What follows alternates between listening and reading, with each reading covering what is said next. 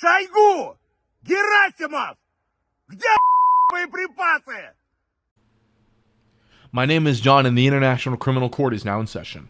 It is August 26, 2023, and before I proceed with the rest of the video, I just want to point out that I won't be talking too much about the front lines that are occurring within Ukraine. Instead, I'll be talking about mostly something else. A certain event that just occurred a few days ago, and it has now officially been confirmed by the Russian Federation and the United States of America. So, without further ado, let's get on with the video, and here we go. So the armed forces of Ukraine continued their counteroffensive operation to reclaim Donetsk, Zaporozhye, and Kherson Oblast from the Russian armed forces. Most of the battles in Zaporozhye itself are ongoing in Robotone, a small village located just south of the strategic city of Orikhiv. Now, there have been reports speculating that the Ukrainian armed forces have taken control of Robotone from the Russian armed forces. But as of right now, it seems that the Russians are counterattacking in the village, and mass casualties are reported for the armed forces of Ukraine. For the most part, though, that's pretty much it. Nothing much has been going on in Kherson, Zaporozhye, and Donetsk. It seems that the lines, especially south of Velika Novosilka, have come to a screeching halt, again due to the mass casualties being inflicted on the armed forces of Ukraine. The Kupiansk front is also stale right now, so there's not much going on there, though there have been reports of some advances by the Russians, especially Sinkivka potentially falling to the Russians. But other than that, though, nothing much has been occurring there. Now to get to the main event and topic of this video. Yevgeny Prigozhin, the leader of Wagner PMC, is dead at the age of 62 after being involved in an apparent plane crash.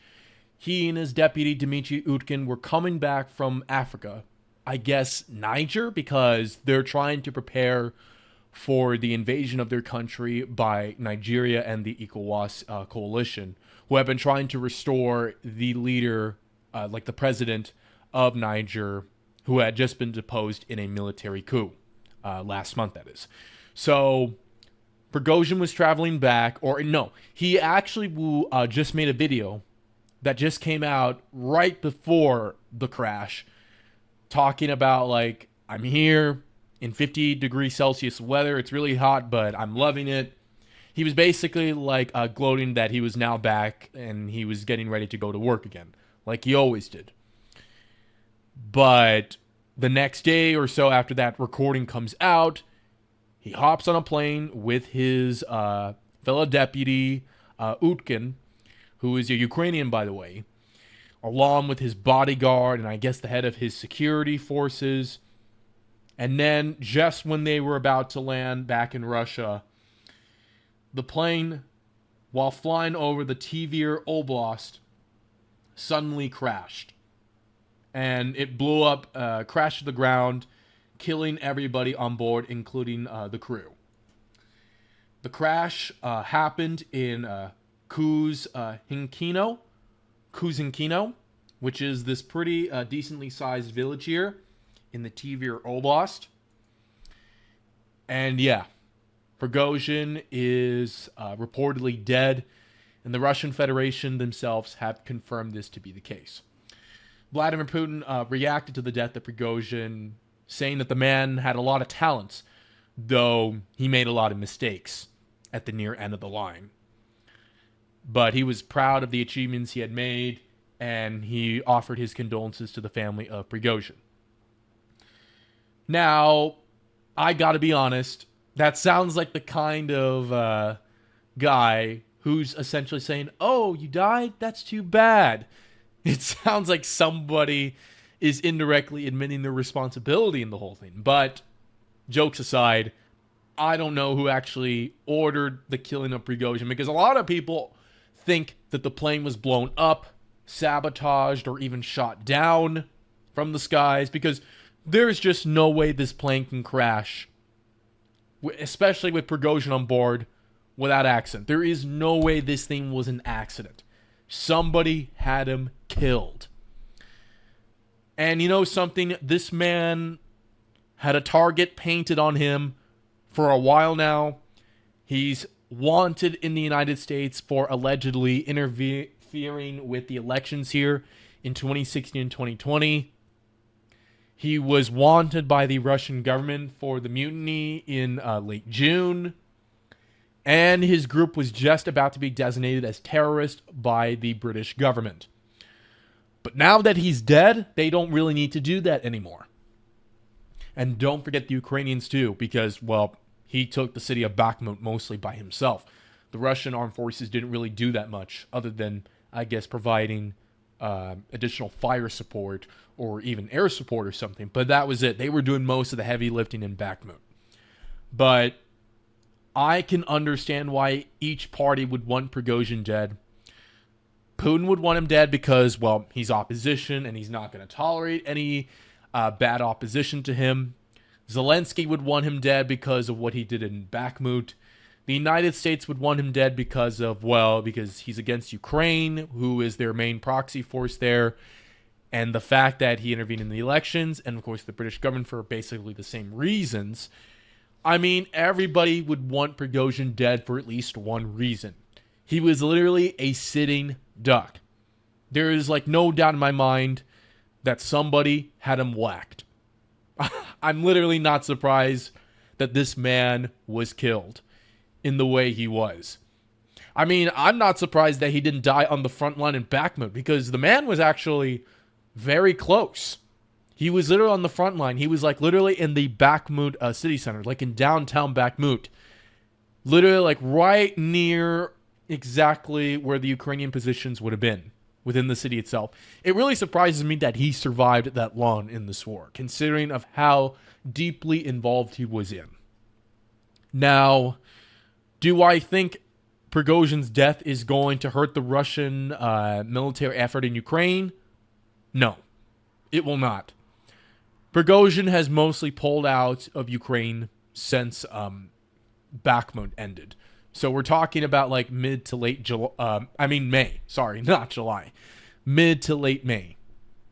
So his involvement with Ukraine was mostly over. Though before he died, there was rumors that they were going to bring back Wagner into Ukraine, especially in the direction of Chernigov, Sumy, and maybe Kharkov, or Kharkiv Oblast, by the way. But it never materialized.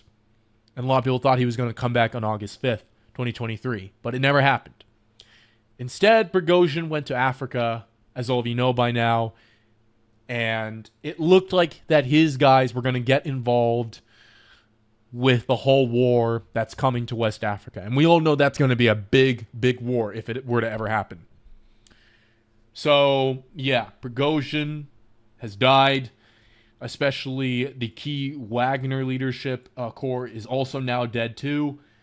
And if anything, it just leaves basically the entire Wagner organization to the control of the Russian government permanently. Now, the dictator / president of Belarus, Alexander Lukashenko, he has said that the Wagner PMC in Belarus will remain intact. And he'll basically keep an eye on them as if they were his children. And yeah, Vladimir Putin is also rumored to be looking for a new leader of Wagner. So maybe Wagner PMC may not be dissolved. So yeah, they will certainly continue to be a factor for the long term in Ukraine. I think they're definitely going to come back to Ukraine soon, though it's still probably going to take some time for them to return, because they got to recruit new guys, basically get some new volunteers who want to join in on the fight and to maybe take control of the whole country. Because the Russian offensive, the Russian WoW offensive, is rumored to be coming this autumn, if not winter, which I think would be the more likely scenario, because that's when the ground in Ukraine itself will freeze, and that is perfect weather for the Russians to strike. So there is a very plausible possibility that Wagner fighters will return to Ukraine later this year, during the fourth quarter of 2023. But for now, no. For now, though, sorry about that. I kind of slipped up because my throat's kind of dry at the moment. Wagner, will essentially be under Russian government control permanently. Vladimir Putin is not going to repeat the same mistake he made with Prigozhin and just letting him have too much control of the group. Instead, he's going to basically just have total control of it himself through some puppet leader. And everyone thought Prigozhin was that puppet leader, but as time passed by, Prigozhin went rogue, and Putin cannot allow that to happen again. So, yeah. But keep an eye out on what's going to happen in Africa. And I might actually do a series of videos there, especially in Sudan, because this whole area is getting hot once again.